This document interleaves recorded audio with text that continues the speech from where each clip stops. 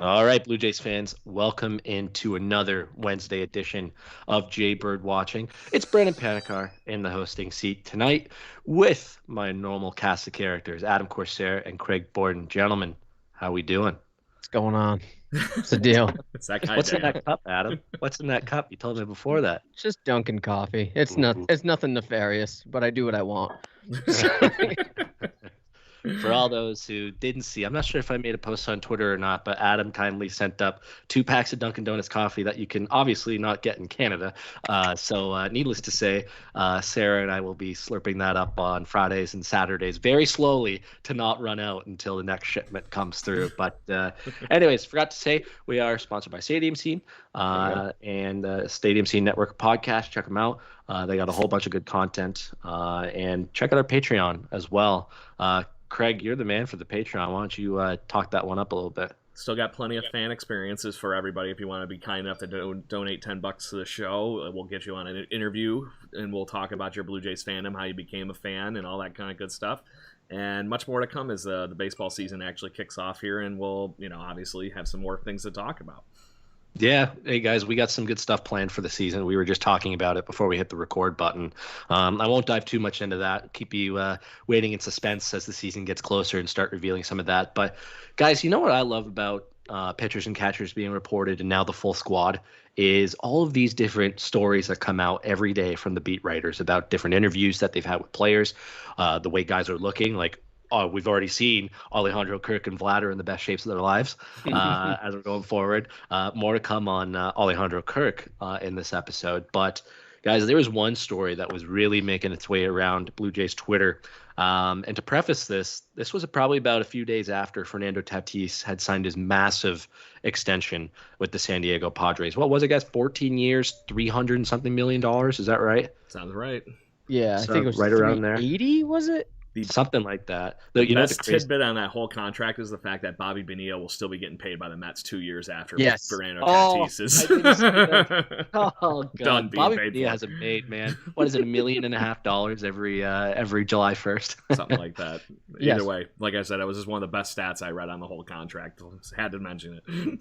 No, and the other interesting stat, I thought you were going this way first, Craig, but the other interesting thing to note about the contract is with California state taxes, Tatis only takes away $160 million. Not that I would turn $160 million down, but that's a significant decrease in actually getting paid from the Padres. But it's interesting. I thought it was bad here in New York. 340. Yeah, I know. It's bad in California, bad in New York, bad in Canada, specifically Ontario and a few other provinces. Income tax, it sucks. But yeah, it's interesting, guys. This story came out just a few days after Tatis signed his contract extension, and that is that apparently Bo Bichette is open to one. They're not rushing to one. They made that clear. I forget which beat writer covered it. I want to say it was Ben Nicholson-Smith, maybe Shai Davidi, who put it out there on Sportsnet over the weekend. But it's interesting timing. Considering Tatis just got paid big bucks and he's had his breakout season. We all know the talent is there for Bo Bichette. It's clear as day. And he was starting to break out last year in Buffalo before he got injured and had his season derailed a little bit. But even when he got back, he picked up right where he left off. So, Craig, I want to start with you on this topic in particular. We all know what Bo Bichette can be. I mean, if he's healthy for a full season, I think it's reasonable to expect a breakout season from Bo. The tools are there: stolen bases, home runs, average, getting on base, all that stuff. Craig, the first question I want to start off with, and then Adam will turn to you after that, is do you think it's likely we'll see a contract extension at some point this season or maybe even before 2022? Or are you thinking this may take maybe another year or so? Yeah, I think at a minimum right here, we're talking about a year. Like you mentioned, I think the big thing is he hasn't had a chance to show what he really can do for a whole season. Yes, he had a great, 60 game, well, I guess 40 games of the 60 games with his injury, but he's really, as far as major league experience so far, he's only played exactly 162 games, basically, hasn't he? It was something very, very close to that. So you have what it would really look like over, that kind of ball period, but you don't have that whole series or what he really does when he gets into those little slumps, how he really is going to be helping carry this team, those kind of things, the leadership parts. Fernando Tatis took that dugout over in San Diego, even with having guys like Manny Machado and whatnot in that dugout. So there was something to be said on that whole piece of it. And right now, I would say that definitely Bo Bichette is the poster child of the Blue Jays and the leader you would think he is at this point in his career, but need that next piece to throw any kind of gigantic amount of money at him. And right now, he has definitely not shown that dollar amount that Tatis just got. But lock him up for 14 years, I'm not going to complain. So, but I think it's going to be one of those things that this year is going to show what is left in the Blue Jays' pockets, and I think that's why they've been lining the contracts for this season up the way they are, where a lot of them are coming off the books at the end of this season. Is going to be to solidify that core going forward and keep everybody happy. And I think that's where they're hedging the bet for here right now, and we'll be having this same conversation about how Bo Bichette's 2021 is similar to Fernando Tatis's 2022 and his coming out party with the Padres. Sure hope so. Adam, what about you? Yeah, I think they're going to have to wait. So I'm looking at his baseball reference page right now. He's only played 75 total games. Even though the talent is there, and of course that is mainly due to the shortened season last year. The talent is there. I don't think anybody is denying that. Well, Bo Bichette is probably, I mean, now that George Springer's in the mix, it's probably not true, but he's definitely one of the best well-rounded players on the team. I just think that you got to have a prove-it year, and it's not to say that I doubt his abilities, or it's not to say that I don't think he can do it. I just think in terms of just a business aspect and management, it's kind of irresponsible just to shell out that long of a contract. If we're comparing apples to apples here, like a 14-year contract to Bo Bichette after just 75 games, you kind of need to show me a little bit more. I would think. Mm-hmm. And seeing as that, though, right now the Blue Jays haven't been chasing any sort of frontline starting pitching, as far as we know. And they haven't signed anyone like Walker or Odorizzi right now, or even I know Seager is out there being floated. It means that they're probably tapped when it comes to the budget. So I don't see anything happening this year. But if he performs well enough and, the numbers stay relatively on the increase, I could totally see them putting something on the table. But you have to understand that this management group is pretty conservative with how they go about extensions so far. Like, we haven't seen a giant extension from them, and for good reason. No one's really deserved it yet. But am I seeing a 14-year extension for Bo Bichette? That would shock me if it came from this management group. Not to say that he doesn't deserve it or won't earn that, but I just don't see them doing that. Yeah, it's totally fair. It's going to be interesting. I just find it kind of it feels like a coincidence that Bo says he's open to an extension after you see what Tatis gets paid. And you know what? For only playing 70-something games, he has shown quite a bit. And I'm just looking through his baseball or his Fangraphs page right now, guys, and all these different projections that have come out where you got Steamer, Zips, whoever it is, they all have Bo Bichette right around the same ballpark. I don't think any projection has him batting lower than 279. His lowest OBP is 331. His lowest home run total is 22. And his highest WRC plus is 120, and his lowest is 108. That's a little harsh. But there's clearly some skills in there for Bo, and all of these projections that include projected F4 have Bo right around a 4-win player. And that's on the fringe of being an all-star. If you're a 4-win player, especially for a team that might not send anybody maybe other than George Springer, maybe Hyun-Jin Ryu, that could get you in as an all-star, or maybe as a replacement for somebody at the all-star break. But let's just say, guys, that there was some sort of contract extension that happened before, like, even next spring training or next season started. So maybe at the end of this season, Bichette just breaks out like crazy. He's an all-star. He's a 5-win player. He hits 30 dingers. He steals, 15 bases. That's close to 300. And you could see all that coming. So clearly he's starting to reach his potential, and maybe there's still some room for growth. Adam, what dollar figure or what years, maybe the year's a better question to take this. How many years would you be comfortable extending Bo Bichette if he's had this just one breakout season? He's 22 right now? Is 22. He's turning 23 in a few days. All right, so we'll assume next season at this time he's going to be 24. I do a 13-year contract. 13?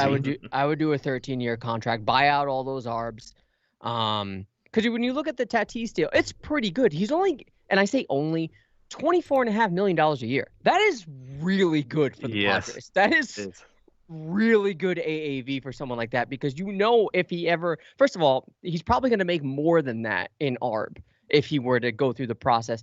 And after that, he's probably going to seek a contract with a little bit of a higher AAV, probably shorter and definitely shorter in years, but the AAV would have been higher. He's going to be consistently making $24.5 million a year. If Bo wants something along those lines or just a little bit more, I'm fine with it, dude. I am, it again, just money. I don't care. It's not my money. Do what you want with it. But if we're talking a 13 at like, I don't know, 350-ish, fine. To me, shortstop is one of the hardest positions to fill. If you have a solid shortstop, then you are golden. Especially when you get him young, you don't have to worry about that position. Think about the bane that the Blue Jays have had to go through at shortstop since 2010. Yeah, it's been You want to even go further? Come on, we had Alex Gonzalez out there for some years in the late '90s, and Russ Adams, yes. Royce Clayton. We even stole a season with David Eckstein there. Yes, come on, that's true. Yeah, so you have all these no names that have been filling up the position. If you can get someone that's a 5-win player for 13, 14, give him the 14th year. I don't give a shit. That's fine. Like, just make it happen. Solidify the position. And like I said, we've all known, we've said this since last year, this is Bo's team, right? And if he's the piece of the future that you're locking up, do it. And that's what it's going to take. Craig, how many years are you going? Get him as long as you can get him. He likes it in Toronto. I don't even care. If you can get him to a fucking 20-year deal, I'd even do it. I'm not just goofing. I'm not totally nuts. But as far as it goes, guys, if you were looking at the guys right now that are the quote-unquote crop of shortstops, you're not getting Fernando Tatis Jr. now. So your next bets of guys that are in the current talent pool on the same age level as, Bo Bichette, you're talking guys that are not even in the majors yet, most of those guys. The Wander Francos of the world and whatnot. And if you have a sure thing, like you were just saying about locking it up, this is a Vernon Wells contract to me all over again. Just get it 10 years, get it done and easy, and it's enough to make both players happy.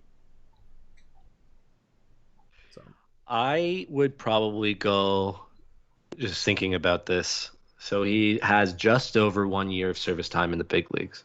And after this season, if you're locking him up, he'll have 4 more before he can hit free agency after he gets to his 6. Now, all this could change with the CBA is completely up in the air after this season. But let's just say it remains the same, just for argument's sake.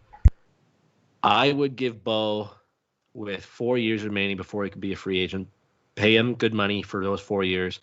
I would give him 8 years. With the option for an opt-out after 6. So you're buying 2 years into his free agency after that. And then that way, you have him for almost as long as you have George Springer. You allow him the opportunity to get an even bigger payday when he's out in the free agent market. Or, let's just say his career doesn't take off the way you want it. Maybe you can bring him back for a couple more years at a little bit cheaper dollar figure. I think it just win-win for the team, win-win for the player, because you can lock him up at a good price. You can lock him up for 4 years into his free agency if you go that entire duration of the contract. But you also give him incentive to play well at the end of that, because he's like, hey, if I play well, maybe we win a World Series, maybe 2. That'd be a lot. That'd be nice. Maybe we win a World Series or 2. And I'm the key cog in one of those, along with George Springer. We're like Batman and Robin at the top of the lineup. Then that motivates him enough to play well and lead this team to a World Series. Okay, you've done what you've done. It's time to rebuild at that point. Springer's contract will be over. Some other guys will be up. You can't re-sign everybody. It might be time to tear it down at that point. I don't know. It's going to be interesting, especially given that Tatis got 14. Really curious to see what Francisco Lindor gets from the Mets, because he's an older player. What is he now, 28, 29, even 30? Mm-hmm. Francisco Lindor. I think that could tell us a little bit about what the Blue Jays would do. But regardless, it's going to be something to keep our eyes on over the course of even the next few weeks, because he's open to it. There ain't no rush. But if he's open to it, you might want to float a few dollar figures his way and see what happens. Any other thoughts on Bo, guys? Yeah, Lindor's 27. So, Right. so he'll be 28 when he hits free agency. It wouldn't surprise me if he gets an 8-year deal. And if Francisco Lindor is getting an 8-year deal, I don't think an 8-year deal is going to do it for Bo. Go 10. You're going to have to. I think 10's going to be the minimum that you're going to have to that go. same thing as far as it goes, just because, yeah, like I said, I would think this is going to end up being like the Blue Jays with the Vernon Wells thing. I know I said that a minute ago, but it just sounds almost too perfect. Yeah. Except he's a way better player. Yeah. Or is that? Well, let's move on, guys. If there's no other thoughts on that, let's move on to the next topic. This is another story that caught my eye over the weekend, or maybe even this past Monday. Alejandro Kirk, the guy who's in the best shape of his life. It's clear he has dropped some pounds. Him and Vlad, they must have gone to the same camp, worked out together, whatever. They're looking good. Way better than they did when they ended the season in Tampa in the playoffs last year. You think they went to that camp like from that old Disney movie, Heavyweights, and just goofed around and had fun? And next thing you know, they're like, oh my God, yes. When they the lockers in Dunedin, Mark Shapiro and Ross Atkins walked up to the Meach with a paper slip and said, so you are going to camp this offseason, and you will both come back looking really damn good. Best shape of your life. Basically. Like, Vlad said he lost 40 pounds. Yep. 40 pounds. And he says, I can't believe how fast I feel. I'm looking forward to seeing him run the bases. That's all I'm going to say. Hey, he's stealing a few bases. Not many, but a few. Even this past year, I think he had 1 or 2. Maybe now he can get up to 4 or 5. Hey, but I'll take that. But Alejandro Kirk, we saw very little glimpses of him last year, but they were good, what we saw in his sample size. It wasn't much, but the guy got himself into a playoff game with the Blue Jays. And I know it was a different playoffs. We've talked about that at length. But from the sample size we saw of Alejandro Kirk, and I was about to start reading off Bo's page because Alejandro's hasn't loaded yet. So bear in mind as this loads. Anyhow, from what we did see from Alejandro Kirk, it was pretty encouraging. We all knew that he was bat first, defense second. And I don't think that's really going to change at all, just given his stature at 5'9", 220 is what his Fangraphs page says. Maybe he's dropped a little bit, but he's a small guy, and it is a little difficult to be a good catcher when you are that small, apparently. But anyhow, Craig, or actually I led off with you last time. So Adam, I'm going to lead off with you this time. Denied. Alejandro Kirk says he's ready for the bigs. The Blue Jays and the article that came out from one of the beat writers said they're weighing development versus impact. And we know what the impact can be, but there's still a very, very big case for development. And I think we talked on last week's show. Jason Lee brought this up when we talked about guys like Roshins and other pitchers the past few years, is if the Blue Jays send you down, we have to believe and trust in that process after spring training. They're obviously still something that they really, really want you to work on. So Adam, what are your thoughts on how they handle Alejandro Kirk? Because he says he's ready. He's looking good. We know he can contribute with the bat. We saw that quite clearly in the 9 games that he played last year. What happens with Kirk? Is he the primary catcher with Danny Jansen? Yeah, I think so. And I think it's mostly because, first of all, it's clogged up at catcher as it is in terms of people they're giving opportunities to or actually showcasing in spring training right now. But if his main competition is Reese McGuire, I mean, that's not, and this is no disrespect to Reese, and maybe this sounds like I'm downplaying the abilities of Kirk, but that's really not hard to realistically beat out. Right now, I do think that we don't need to worry about it, service time manipulation, because he was here last season, but the Blue Jays are in a win now mode, and I don't think they're going to fuck around with service time. If you can contribute to the team and help them win, you're going to play.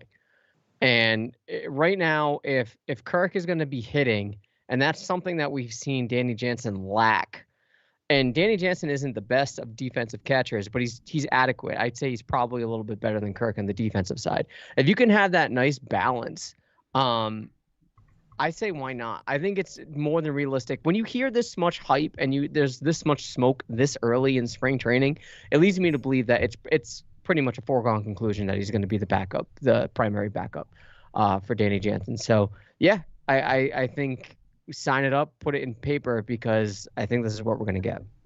Craig, how about you? Yeah, right now I think it's Kirk's job to lose. He did too many good things for the team last year to be completely ignored. And yes, I get I'm the minor league guy. You guys know that I completely am all over the idea. You got to develop the guy and make sure he's ready to take the majors, not just run into it and hope you get a barnstorm out of it. But you're talking about what Danny Jansen did the last 2 years. We know that he's been a quote-unquote nominee for the Gold Glove behind the dish, but what else has he really brought to this team? He isn't bringing crazy levels of, oh my God, level of offense, which we saw in his tenure in the Buffalo Bisons. But you've been getting that from Kirk. So at a minimum right now, Kirk's going to find ways to get at bats regardless if he's going to be catching. Just because he is going to be that guy, like how even when the Blue Jays were a couple of games last year, Rowdy was sitting on the bench today. So guess what? Get up there. And he ended up having, 2-3 clutch giant hits or a home run, I think was one of them. Kirk's a guy that can do that all day too. So why wouldn't you be bringing him north with that? And not to mention, if you're talking about any of these young guys in the major league pitching rotation that we're going to be more or less playing pitching roulette with over the next few years, it sounds like, because they don't want to spend big money on the guys for the signings, or I can't get them to come, whichever way it is for the starting rotation. Kirk's going to know those guys just as well as Jansen now, because he's going to get to train with them at the major league level. He's going to know everything that Pete Walker's selling. If he's going to get his best development time thing right now, I don't think it's playing in Buffalo. I really don't. Mm-hmm. Yeah. No, that's a fair point. It'll be interesting because we've talked at length, even during the season last year when Jansen wasn't hitting. As soon as the season was over and we started going through the reviews, we all said that, hey, 2021 is going to be a really prove-it season for Danny Jansen. And even there was a possibility that maybe he could have been included in a deal for a pitcher. That hasn't happened. He's still here. We all are big believers in the guy, but I think we saw last year, as soon as Kirk came up, I think we saw a little bit more focused Danny Jansen behind the plate. We saw Jansen making better contact, hitting some clutch home runs. Pretty sure Kirk was up when Jansen hit the grand slam against the Yankees. Yeah, I think they were both in the lineup that day too. They if might I recall, have been. Or Kirk came in for somebody at the end and DH swapped or something. But I think they were both in the lineup in that game against the Yankees. Yes, you could tell that there was a little bit of a fire lit under Danny Jansen's ass. So even if it's for that reason alone, you know that you can get the bat and the contributions from offensively from Alejandro Kirk. Maybe he can learn a thing or two behind the plate from Danny Jansen, who has worked on his defensive game quite a bit over the last few years. Adam, it'll be interesting because we've said it is a make or break season for Danny Jansen, and the poor guy, like this past year, he was probably the worst guy to have a shortened season for. Coming off of his 2019, he needed a full 162. Actually, probably the shortened season may have helped Danny Jansen potentially if he did not have a good full 162 in 2020. So, Adam, if Kirk is up here and he's the primary guy, let's just say he is the backup. But with knowing what he can bring offensively with his bat, and the way he's worked with the pitchers over the last little while, and probably he has caught a lot of these guys who are in big league camp, what do you think the split could be behind the plate? Because you're seeing teams using their second catcher more and more in more and more games, and some of these World Series winning teams have had two good catchers behind the plates the last few years. So are you thinking more of like a 50-50 split, 60-40, 70-30, and who would that be in favor of? I'm assuming the split would be in favor of Danny Jansen, but how far are you going with the split? Yeah, I think to start off the year, you're going to see something like every fourth game, you'll probably see Kirk in there, just to ease them in. Because again, how many major league games did he play last year? Just a handful, right? Yeah, 9. 9. Yeah, it's not enough. So you just sort of ease him into the rotation, maybe mix him up with a couple of guys to see, unless you have someone like Ryu that just demands Jansen, for lack of a better way to put it, then you give him what he wants. But if Ray, was he the primary catcher for Ray last year? I don't remember. I think he basically in those last couple of games, I think they got a little bit of a rapport going there. I think Ray was like, I want him. Yeah.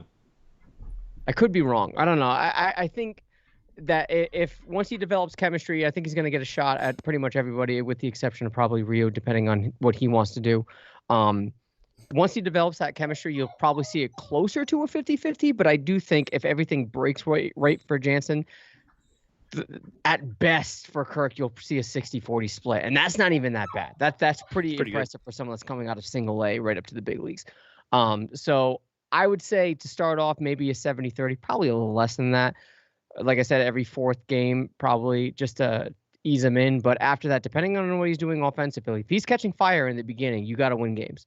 You got to win games. Because if he's the difference between like 85 to 87 games, that's pretty big, right? We kind of need those two games. Depending on what the Rays are going to do, you just never know. So I think they ease him in, probably like a 70-30 split at best throughout the course of the year. Probably evens out, but probably no better. I don't think we'll see a 50-50. Craig, how about you? Well, just to say, the struggle's real. If you didn't notice the fun going on behind me, the dog trying to get the leftovers. Oh, nice. It could be about as much fun as that for the two of them fighting it out. I really think it's going to be one of those situations that they're just going to end up, I think they will play into a 50-50. I really would be shocked. I just think Kirk's going to have enough bat that you're going to have that worry of taking him out. And as much as I love Danny Jansen, I don't see him turning around and ripping it up to the point where there's a 280, 300 level batting average all of a sudden in addition to the defense. It's going to be something in that, mediocre catcher ballpark, at least to start with, I think, before we finally figure some of these things out. So it's going to be hard to ignore, and they're going to be completely contrasting of each other because one is going to hit and one is going to defend plus. And I think that is honestly, if you're talking about finding a way to 50-50 split this, and you have all these fun-loving metrics that we keep hearing about and they keep arguing about with everything, they're going to find days and they're going to just figure it out. And this will be like, okay, well, we know this, Kirk will play against these kind of pitchers. Jansen will play against these kind of guys. Or it'll be like you guys said, the specific catcher for specific pitchers. But like I said, I just think it's going to be one of those things that's going to kind of play itself out. Yeah, if I'm in line with you there, Adam, at least for the start of the season, you go 70-30. You go with the more experienced guy behind the dish. And if Kirk hits and Jansen doesn't, which that's been the trend with Danny Jansen the last few years, is that he hasn't hit, at least until the season's gone a lot longer. Then I think you're going to start seeing it getting closer to 50-50. And if you get closer to 50-50, I don't like Danny Jansen's long-term outlook on this team. At all. Like, that one's this gonna is hurt the guy, because that's going to be the guy they're going to be all of a sudden, say you're going to be traded now, right? Exactly. And even if it starts to even out to 50-50, that's a clear indication that maybe Jansen just isn't hitting enough like he should be, and he starts losing some of his trade value. I know he's very good defensively. He's still quite young, so maybe a team would take a flyer on him, but he's just not that blue chipper that you have to have in a deal going to another team anymore. So I'm hoping that it stays close to 60-40 because that means Jansen is hitting and contributing on both sides, defensively and offensively. But I would not be surprised, Craig, if it does end up 50-50 by the end of the year. I think Kirk's bat is just too good to ignore. It is too good to keep on the bench for so long. And I was trying to look up. My computer's a little slow whenever we have the Teams feed going, but I was trying to look up to see if Kirk did catch Ray or if it was Jansen last year, and I haven't been able to find that yet, who the primary catcher for Robbie Ray was. But, I'm in line with 70-30 to start, and it probably gets closer to 60-40, and I'm hoping it stays 60-40 as the season goes along, because that means they're both doing their jobs. Right. Yeah, exactly. My hope and my prayer, honestly, is that somebody else slacks up in the DH spot or something like that, and we have to have that wonderful conversation of, okay, well, we have two good hitting catchers. Can Kirk just DH? That's not crazy, too. I mean, it's going to be interesting to see what happens at DH, but I'm sure Kirk will get some at-bats at DH, especially with three catchers on the 40-man roster. 5 catchers on the 40-man roster right now. Depending on how it shakes up, there could be a trade. I mean, I'm not throwing Reese McGuire to the street quite yet in terms of not having a 40-man roster spot and maybe breaking camp with a team with 26 men on the roster instead of 25. But maybe you see 3 catchers to start the season, depending on how it all shakes up with any trades.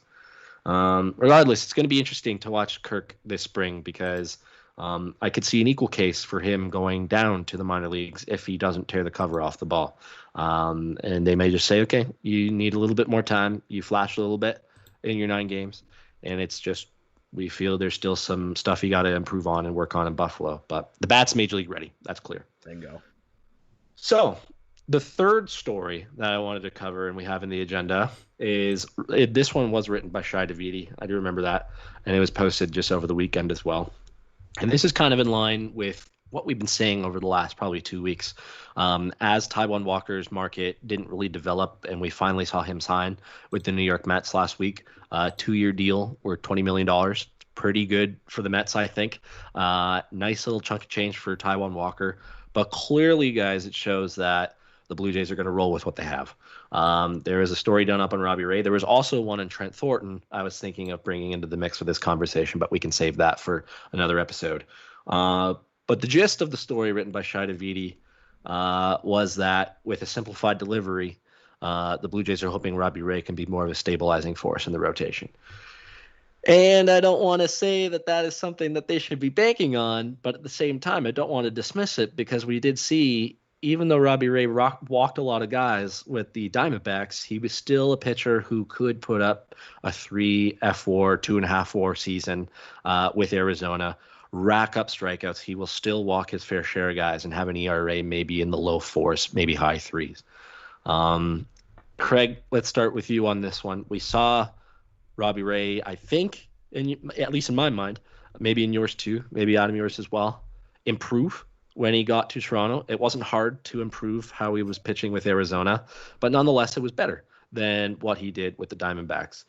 So, Craig, he's going back to a way more simplified delivery. You could see it on their Instagram stories whenever he's throwing. It just looks much cleaner than it did last year, much simpler. Are the Blue Jays putting all their eggs in the right basket by banking on Robbie Ray bouncing back with a simplified delivery, or will they be rewarded with this gamble?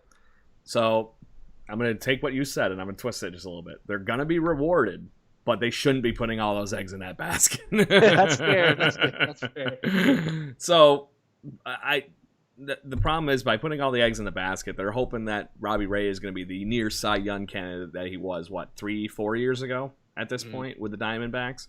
And in that rotation, of course, even he stood out with Zach Greinke in that rotation.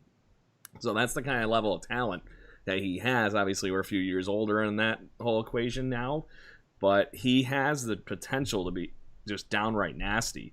And that's why the walks didn't hurt him earlier in his career, in those years where he was in that quote-unquote best pitchers in baseball category for a little bit there, because he just had the downright disgustingly ridiculous fastball that he could get out of every situation with. It just, it needed to be stepped back a little bit. He's at that point, obviously, he's not throwing as ridiculously hard as he used to be. How do you get him over that hurdle to continue with the still good stuff that he has and still be a good contributor on this team? We saw what this happened, and I'm not saying he's going to be this, but this was the Justin Verlander story before he got to Houston.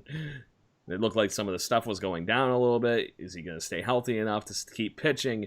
And then he found whatever the heck that next thing was, just to simplify his delivery, and then, he's still been in the Cy Young conversation ever since. I don't think Robbie Ray's got that high of a ceiling, but it just shows you what can actually happen with a good work ethic like Robbie Ray has been, being built up to be in all Blue Jays media so far this spring. I think he has a chance to do everything that we saw him do last season when we did finally get him in Toronto.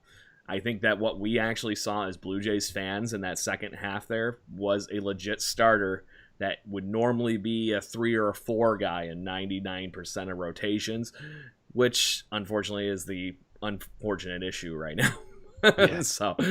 But I do like the pairing that if you're going to have to put back-to-back lefties in the top of our rotation together, you want them to be a little contrasting, and you're going to have Ryu, who is just downright weird and kind of is smart and moves the ball around and fools major league hitters, right?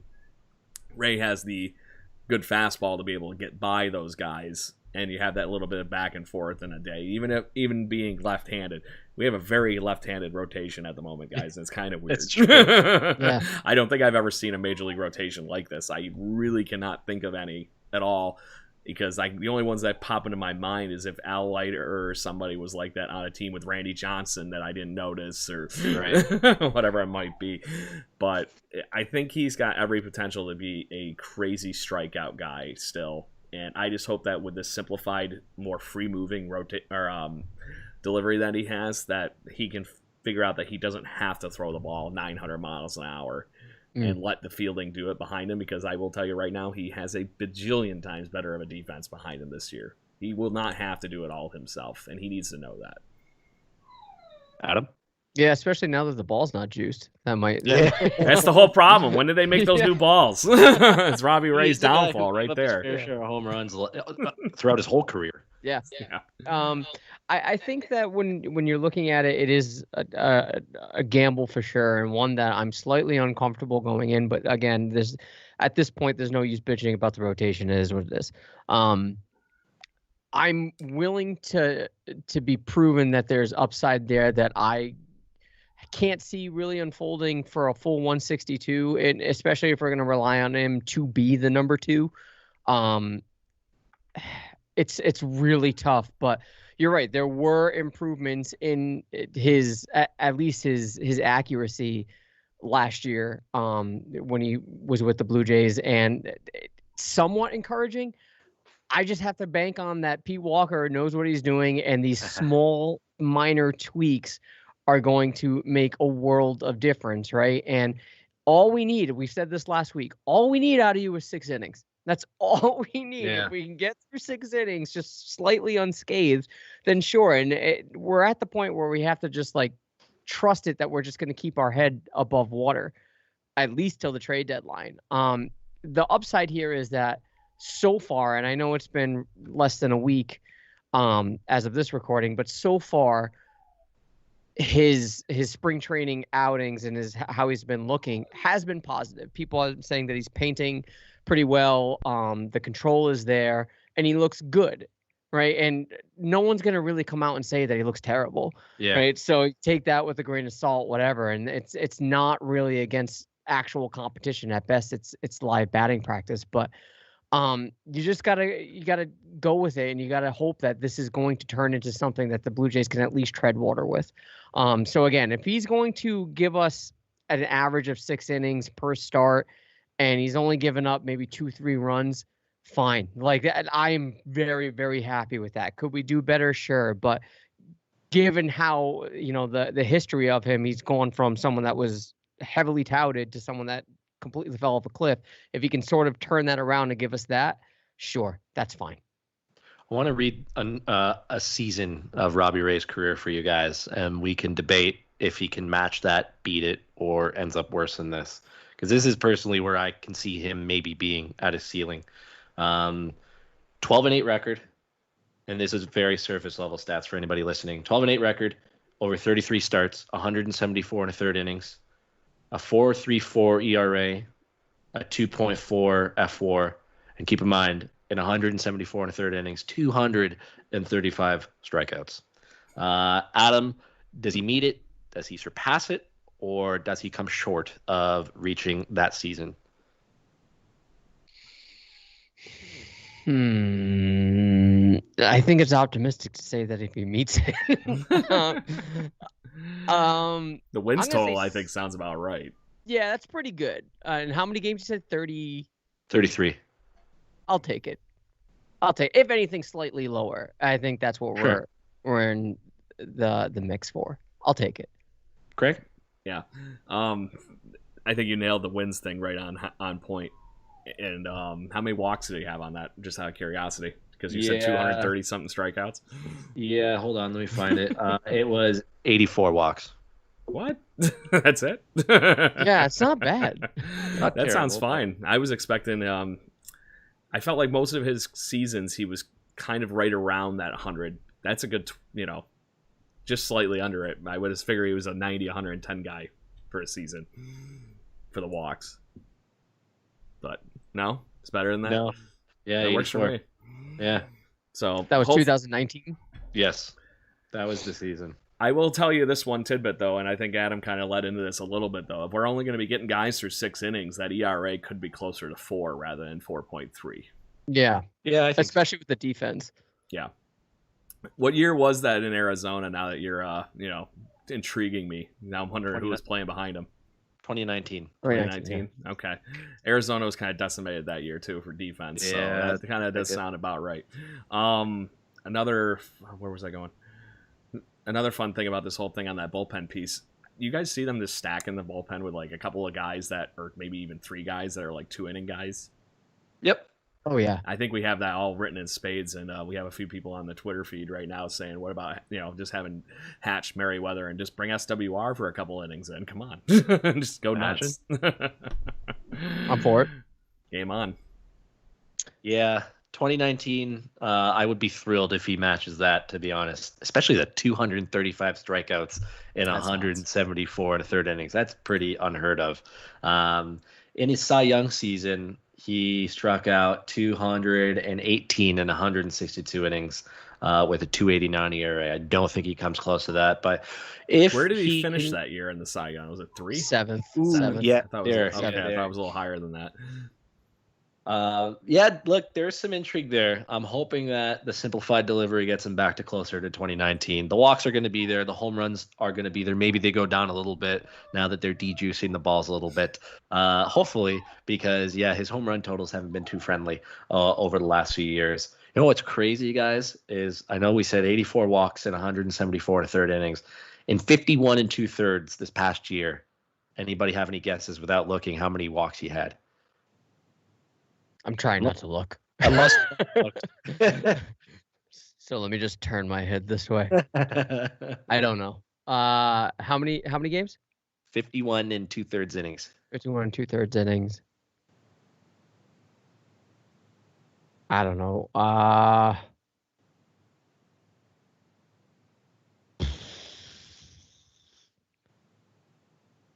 Wait, 14, 15? I don't know. More than that? I don't know. How many? 45. Oh, Jesus. Yeah, he almost had a walk per inning. With Toronto?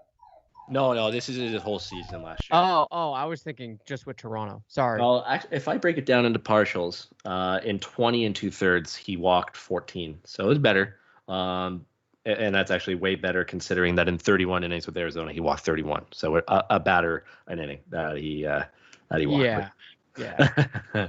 So yeah, it's going to be interesting. They are banking a lot on Robbie Ray getting back to maybe 2019 form or even I don't know 2018 form. I know he was injured at parts that season, but at least it was better than what he gave this past season. So yeah, I mean Trent Thornton is another guy that we can talk about in future episodes, but there was another article written on him about that. Now that he's healthy, he's firmly in the rotation mix, and that's a guy I completely forgot about. So if somebody goes out and just completely annihilates or gets injured, Trent Thornton's probably the next guy up for a rotation spot. But we'll save that for as spring training goes along.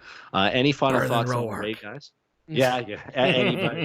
Anybody's better than Roark. But hey, just like the same thing we just said about Robbie Ray with the D-juice balls, maybe the D-juice balls helps Tanner Roark. You never know. True. Oh no. Try to be optimistic here. Imagine that was his whole problem. He comes back to what he was with the Nats. Oof. Nuts. That would be a miracle to say the least. Agreed. Well, guys, there's one more major topic before we wrap things up with a few more minor things. And this really was drawing the ire of Blue Jays fans over the weekend. It was surfacing that Sportsnet is not going to be airing or producing any of their own games throughout spring. This entire spring training, you will not hear Buck Martinez, Dan Shulman, Pat Tabler, Hazel May, any of those guys. Any Blue Jays games that you can watch during spring will be simulcasted through the S Network. So more Michael K. Hooray for you guys. Oh, sorry. Didn't mean to tell you how I really felt. Yeah, absolutely.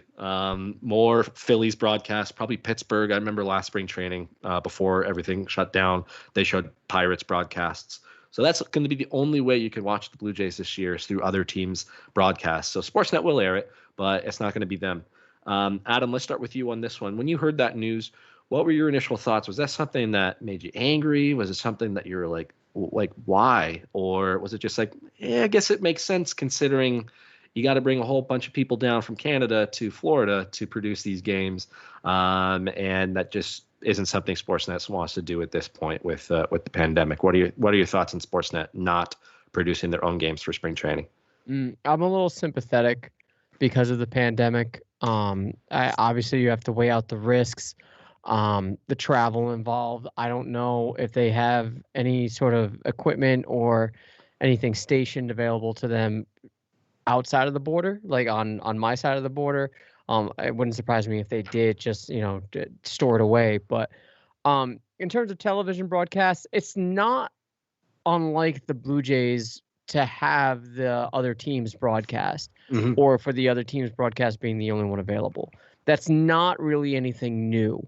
What is new is that there's going to be no Sportsnet games. So, like, Right. on the one hand, I'm thinking that's kind of, you have so much hype when it comes to this season that you're doing a disservice in terms of sort of like a theatrical trailer to the season. You want that, but on the other hand, it's just spring training.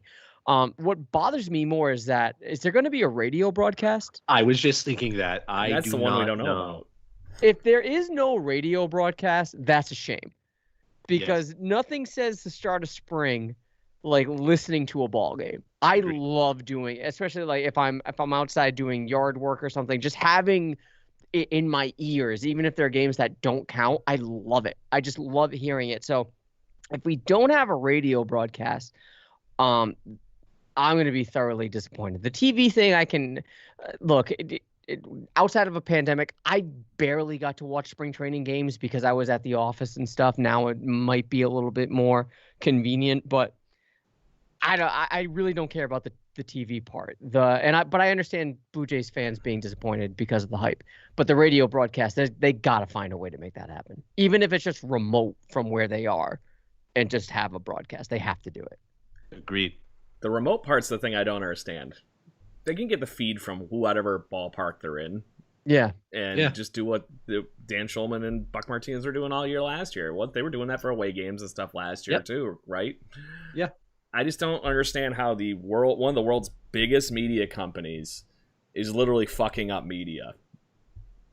Yeah. This is the only thing I don't understand. So, and then, like I said, the worst thing I'm missing out on this is they have Blue Jays broadcasters that are in Florida already. They're just not the major league guys. Let the voice of the Dunedin Blue Jays, Jim Terabocchio, do it. He calls great ball games, and we saw last few years he's done a few with the radio crew with Ben Wagner and whatnot. And same thing with how we got to hear our other friends like Jesse Goldberg Strassler and some of the other guys going back and forth down there and just having a good time. They're right there anyway. Or fuck, put me on a damn plane. I'll sit there and tell them what's going on for the next 9 innings. And done a couple games myself at rookie level Bluefield. So I just don't understand it. It just doesn't make any sense to me. It just screams lazy. Is kind of what it seems to me. But like I said, I can only get so hurt. But when I can only watch it on the damn Yankee feed anyway here in New York. So it is what it is. But I can see why Blue Jays fans are up in arms, because it just kind of, like I said, it's like, okay, you told us that you're all in on this whole thing. We saw that they threw a bunch of money at George Springer, and they can't flip the bill for the freaking cameras in the ballpark to watch the game.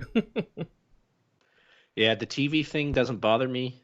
I'll be completely honest about that, especially because growing up, they hardly ever showed Blue Jays games in spring training, whether it was Sportsnet or even back in the day when CBC showed regular season games, whoever it was.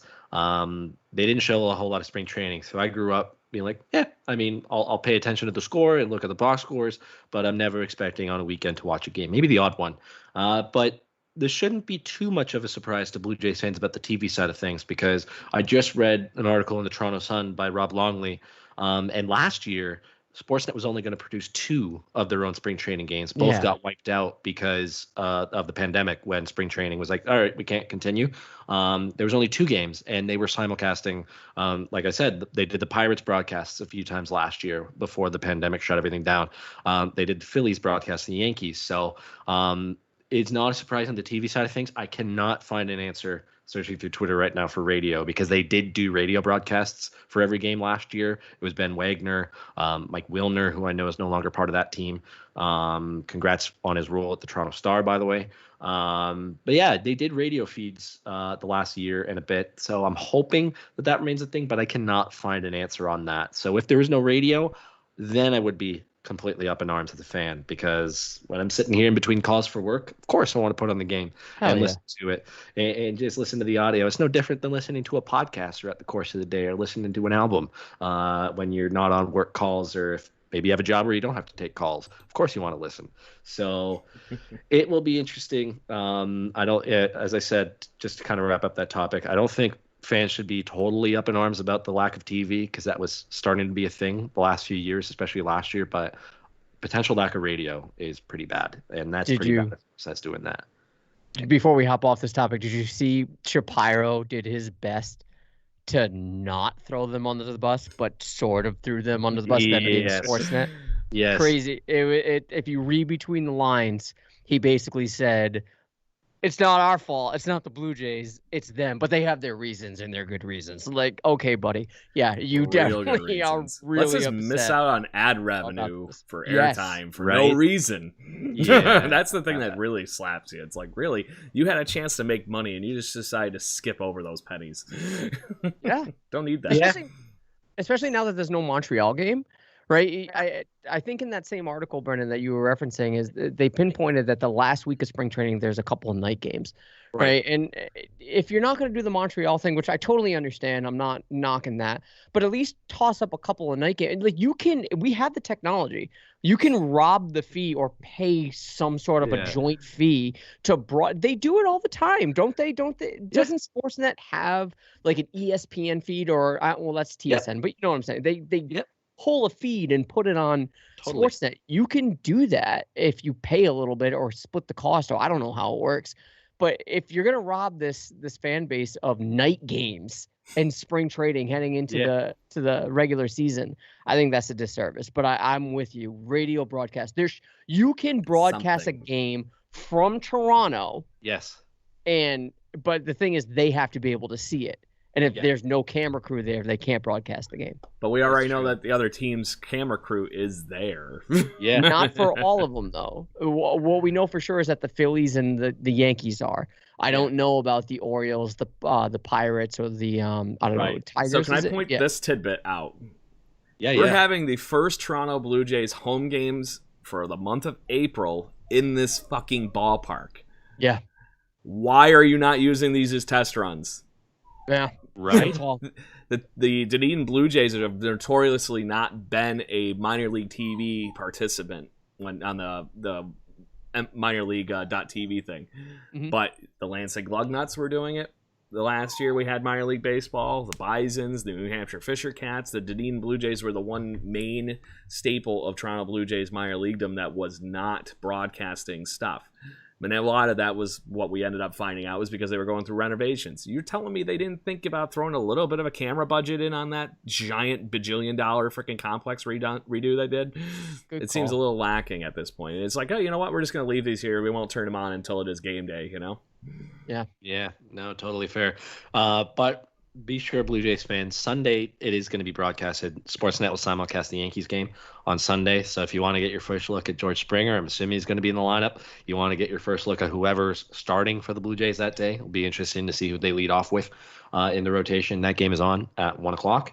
And just another few things on the spring schedule. I don't know about you guys, but I'm pretty optimistic that they're going to be able to pull off spring training with minimal interruptions, just because the teams they're playing, they don't play anybody other than the Tigers, the Phillies, the Yankees, and the Pirates and the Orioles. So five other teams. So those are the five closest teams to the Blue Jays in Dunedin. Phillies just 20 minutes down the road. The Yankees are just half an hour down the road, or maybe 40 minutes it's in about that downtown 20 Tampa. minutes, actually. I've done that road trip. Yeah. It's not too bad. You just hop on the highway and bang, there you are. Exactly. So no long bus trips. I'm assuming maybe the players drive on their own or they all get on a bus. But anyways, they're not going very far. They travel the day of the game. There's no split squad. So not multiple teams mingling with multiple different players on different teams. So it looks good. And then the only other thing I'll say on that, guys, is Adam, to your point about robbing us of night games during spring training, for the first time in I don't know how long, there's actually some night spring training home games for the Blue Jays this year. Yeah. They never did that before because Dunedin's lights weren't good enough, but now they have quite a few as spring goes along. You're telling me that Sportsnet, you can't get your shit together to go down for that last week of spring training and show that Monday night Tigers game or that Thursday or Friday night games as spring's winding down? That's when you want to capitalize on the excitement, right? Like, I think we need to can this up into an ad and a campaign on how we could get Blue Jays fans just to like have them send us an audio feed and we'll do it for free. Just come on, bring it. Let's do it. We got Blue Jay Nation covered here. That's true. That's right. We will try to be covered. Yeah. Yo, peep the times too. Peep those times at the night games. 6:37. Let's go. Christmas wish For list old man is Adam in Corsair. full force. Isn't that two? That's two now for our Christmas wish list. 6:37. That's Just right. waiting on That's me. right. It's a beautiful thing. Games ending at 9:00. That's awesome. No more 9:30, 10 o'clock That's ends. It goes really long. Still time But, for my evening drinking. That's right. That's right. Guys, any other storylines that you want to cover? Maybe you saw an article that was posted by a Sportsnet beat writer that we haven't touched on, or I'll ask you this other question at the same time. Now that everybody's together, the whole team's working out. You're seeing pictures. You're seeing Instagram stories daily. Has there been something that's gotten you really, really excited from anything you saw on social, or maybe another article that was posted we didn't cover? Yeah. Austin Martin looks a lot like Bo Bichette. He does. He does. Like a lot. Like it's almost like clone. Yes. I saw him I saw a picture of some dude in a face mask pointing his bat, and they're like, picture day. I'm like, oh, that's Bo. And then I see his first picture day. I'm like, this isn't Bo's first picture. I'm like, oh fuck, it's Austin Martin. He looks just like Bo. He's got the flow going. Yeah. But in all seriousness, I love seeing this team right now.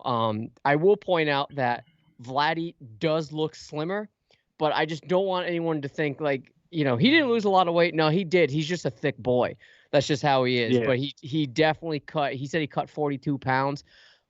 If he's determined, and I don't know if you guys caught this, the Blue Jays straight up said, we want you to be a Gold Glove first baseman.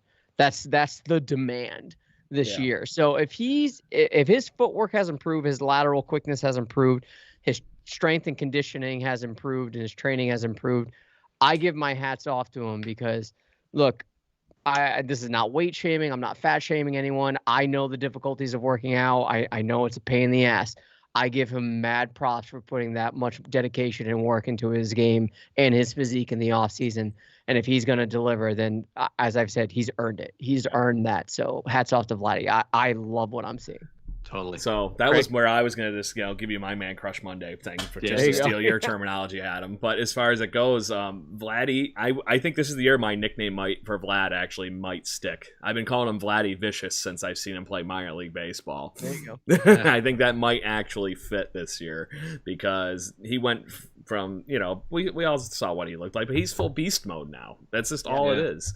And I really think that he's just going to be, like I said, vicious this season. And I think it's already, just looking at him on those pictures, it just exudes confidence. Like, I did this. I'm ready to go. When does it start? Is kind of what it almost reads, because he's just, even the little ground ball videos that I've been seeing him taking, this seems like he's a million times more committed than what we were seeing before, where he was just kind of, oh, yep, I'm here. Great.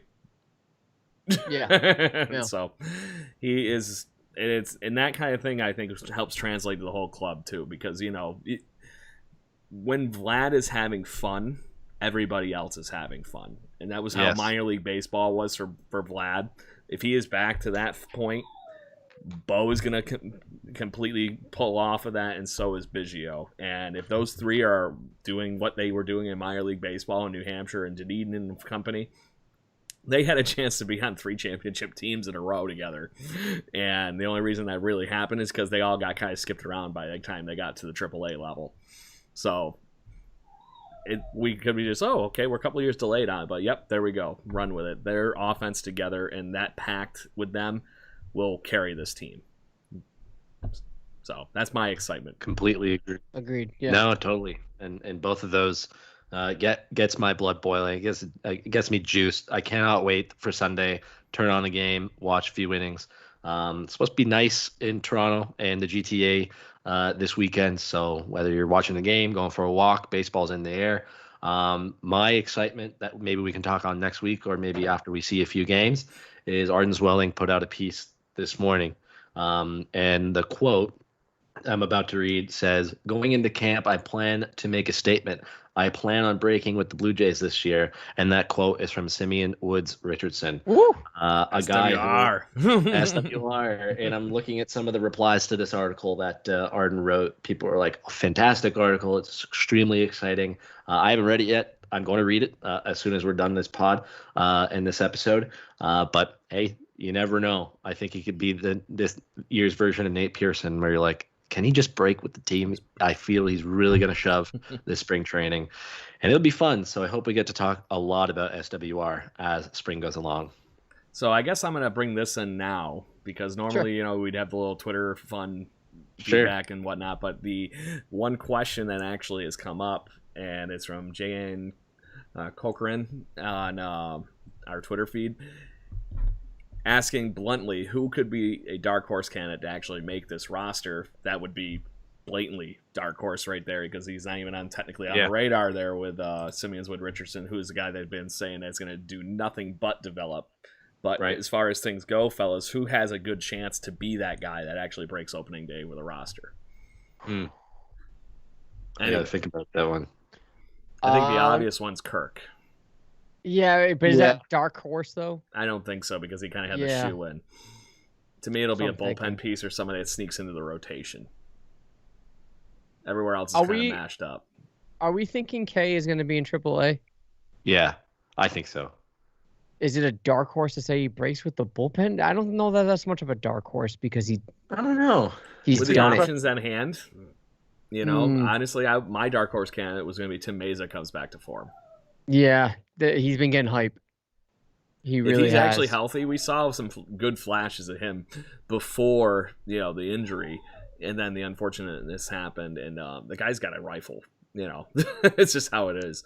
So if he's figured out how to get that back and can get back to doing some decent off-speed pitches like he had beforehand, that's a very good tandem of having another guy like him as a lefty in that bullpen. Yeah. Go ahead. K fits that form too. Yeah, dark horse.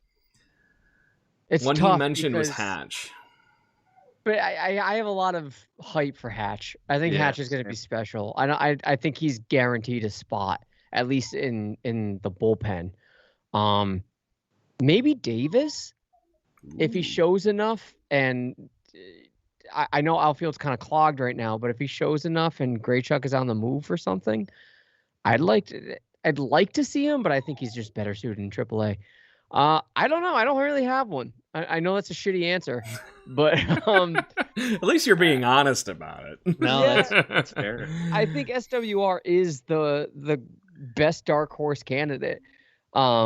Just because everyone else is getting hype, like you mentioned, Meza's already getting hype. Hatch is getting hype. Kirk's getting hype. Trent Thornton even getting a throwback for the rotation, and outside of that, like maybe Espinal, maybe if he's going to make the big league roster again, he might be someone better suited in AAA this year, given the depth. I don't know. I don't really have a good answer. I know it's shitty.